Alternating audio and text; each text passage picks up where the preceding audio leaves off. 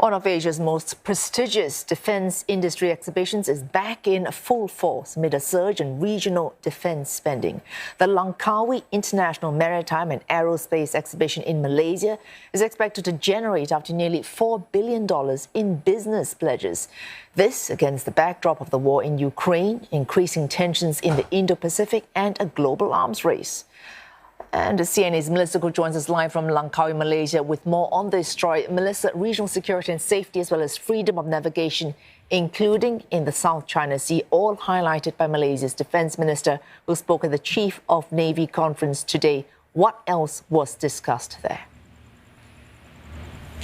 Indeed, regional collaboration to ensure safety and peace in the region took center stage here, as well as freedom of navigation. Now, Prime Minister Anwar Ibrahim, who arrived in Langkawi in the afternoon, inspected the naval fleet, but he hasn't spoken so far. While Malaysia's Defence Minister Muhammad Hassan and Navy chiefs from Malaysia and neighbouring countries, including generals from Turkey and UAE, they held a conference earlier today.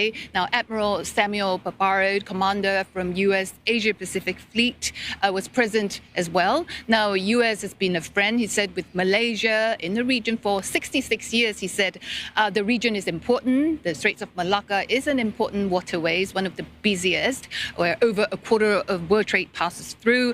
The same goes for South China Sea, hotly contested there with many competing interests at play. Now, I asked Defence Minister Muhammad Hassan earlier about Malaysia, whether Malaysia wants to push for early conclusion on the code of conduct currently being negotiated with China to regulate conduct in South China Sea. Now, Philippines and Vietnam wants to push for earlier conclusion. Now, he said a consensus is important, whether decision for ASEAN needs to come together, while Admiral Paparo leaves it to ASEAN to decide, reiterating that U.S. will continue to defend any countries, protect its sovereignty, and to respect the United Nations law of the sea. Now, let's take a listen. This code of conduct issue is a long-standing issue. It is good to have that, but we have to put our head together first.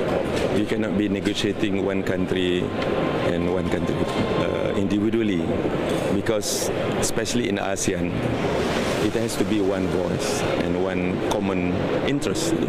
And our interest is to make sure this region is still a region of peace, neutrality. It's a very important region. These are very important matters. They run through the prism of the United Nations Convention of the Law of the Sea, and we support any state that intends to exercise their rights, of their sovereign rights and their EEZ, and to defend their territorial waters. Now, the Lima exhibition is back in the spotlight after 4 years. It was last held in 2019 as a pause due to the pandemic, but it's now back in the spotlight. It's the biggest festival for Malaysia, with over 500 companies from some 30 countries taking part here. Now, several defense deals will be signed worth some $2 billion over the next few days. Speaking of all that money, Melissa, we understand Malaysia is looking to increase its spending on defense in line with global trends, one must say. What does the Malaysia Armed Forces and Navy want to be buying specifically from this exhibition and more generally in terms of its defense arena?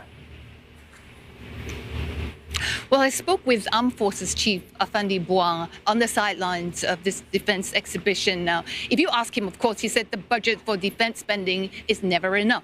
The Air Force, he said, needs more new fighter jets, which they have ordered, some 18 of them from South Korea, the FA-50, to retire some of the old aircraft. Now, delivery at beginning of 2026. Now, while Malaysian Navy needs more boats to strengthen its capabilities to defend the exclusive economic zones against encroachment, not just from Chinese Coast Guard, but also fishing vessels from China and coming from Vietnam. Now, the combat ships are at least 20, 25 years old. Many are outdated, he said, although the government has paid over $1.5 billion for 11 literal combat ships. Not a single vessel has been delivered so far after a decade. Now, defense specialists are telling me that Malaysia defense procurement for years been plagued by mismanagement and neglect. Although there is an increase of some 10% now in the defense budget this year to almost $4 billion US, how Malaysia spends it and